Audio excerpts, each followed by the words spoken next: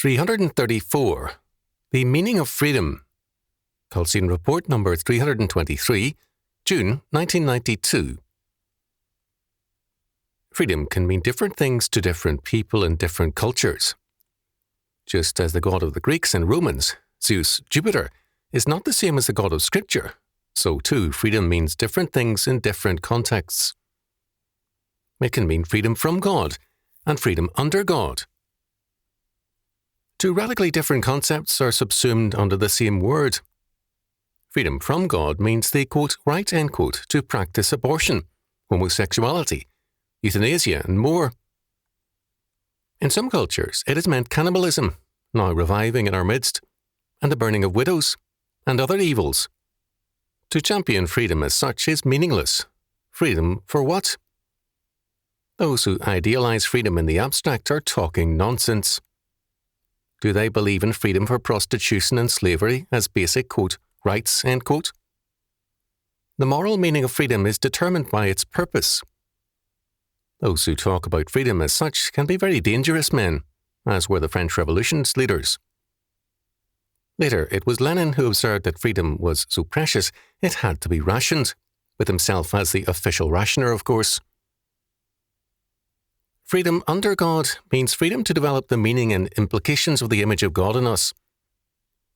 We are created in the communicable attributes of God's being, in knowledge, righteousness, holiness, and dominion.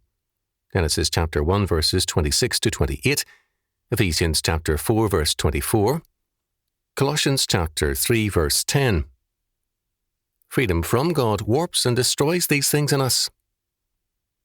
A culture which is anti-Christian will demolish knowledge, righteousness or justice, holiness and dominion, and our state schools are doing this systematically in the name of an anti-Christian doctrine of freedom. We have a very serious crisis which threatens the future of civilization, in that our schools, from the lowest level through graduate schools, are teaching a false doctrine of freedom.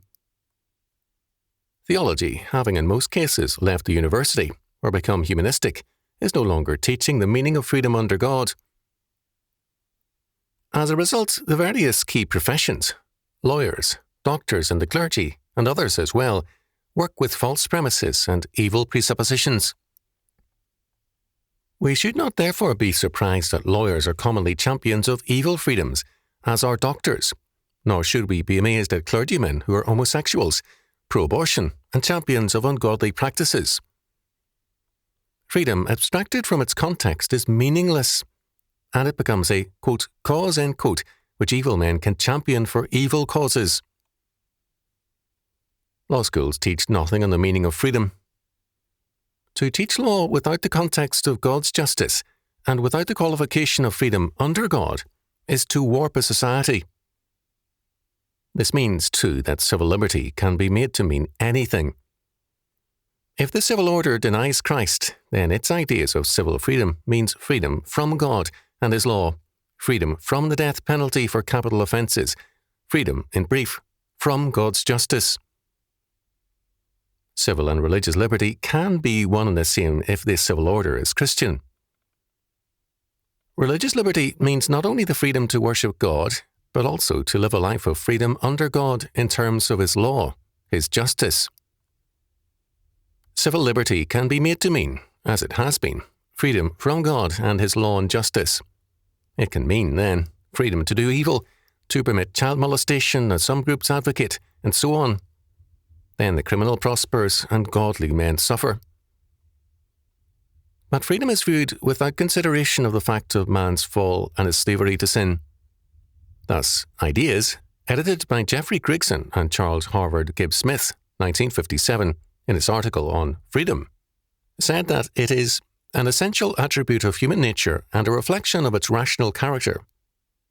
Man appears to be a slave to necessity. He is born and he dies. He must wash and dress and eat and drink and move from place to place. He cannot escape 1,000 obligations that nature imposes upon him.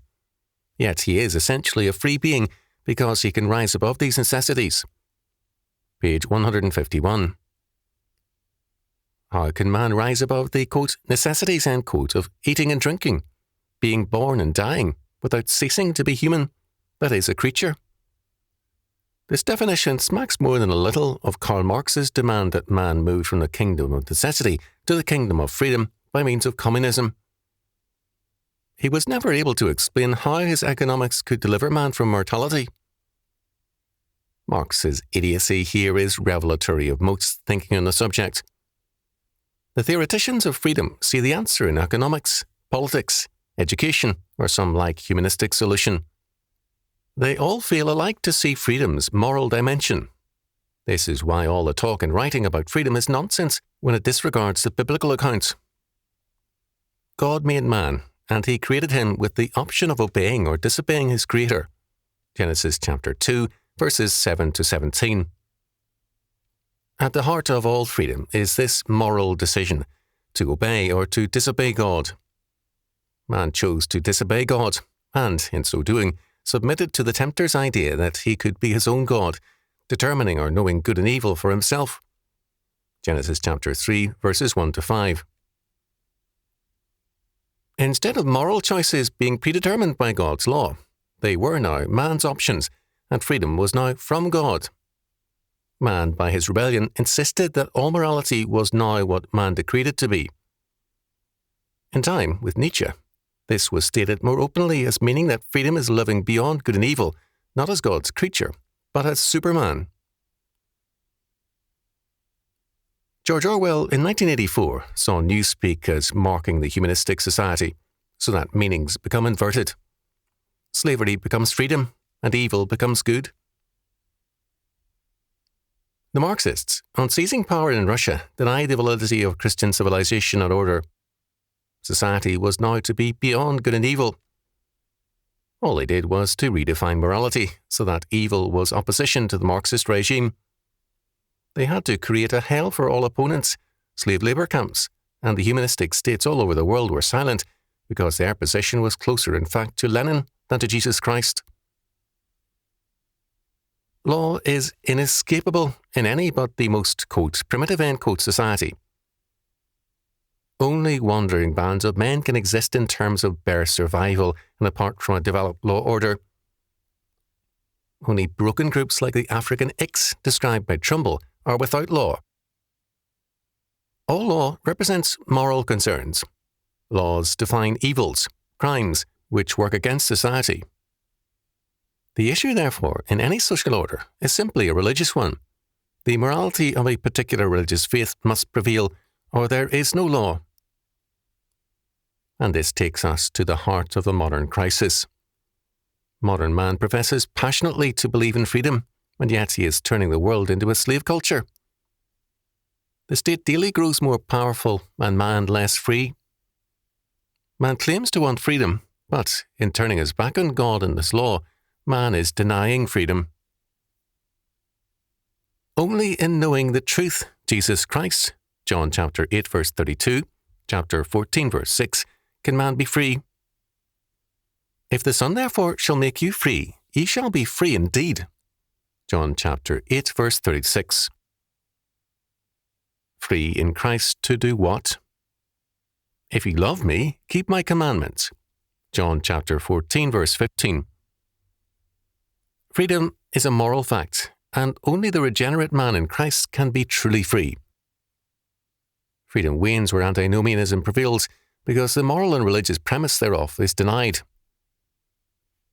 Antinomians, by denying God's law in favour of statist humanistic law, are in effect seeking morality and salvation under the banner of the state, whose freedom is slavery and death, not life.